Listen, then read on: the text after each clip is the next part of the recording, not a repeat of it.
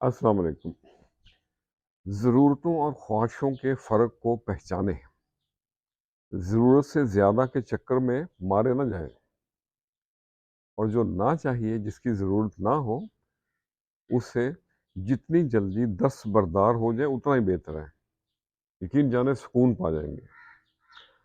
ہر چیز پر حق کے مالیت جتانے کی کوشش مت کریں۔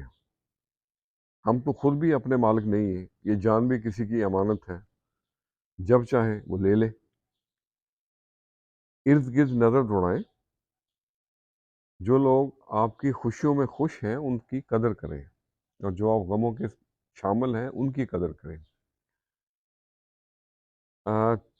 کبھی غور کیا کریں کہ جو خوشیاں دوسروں کو مل رہی ہیں وہ آپ کے پاس کیوں نہیں ہیں، لیکن اس کے ساتھ ساتھ یہ بھی دیکھیں کہ جو غم، جو مصیبتیں دوسروں پہ ہیں وہ آپ کے ساتھ تو نہیں ہیں۔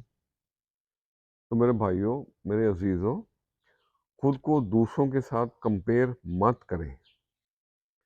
تو میرے بھائیوں، میرے عزیزوں، میرے پیاروں، میرے متروں، خود کو دوسروں کے ساتھ کمپیئر کرنا چھوڑ دیں۔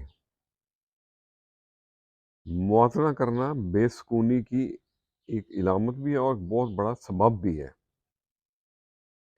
جو ہمیں میسر ہے اس پر اطمینان کریں اور شکر ادا کریں۔ جو نعمتیں میسر ہیں نا، اس کا شکر ادا کرنا شروع کر دیں تو اللہ میاں اور نعمتیں بڑھا دے گا۔ شکر اور شکرانے کی عادت سے ہی ہم دونوں جہان پا سکتے ہیں۔ اللہ حافظ۔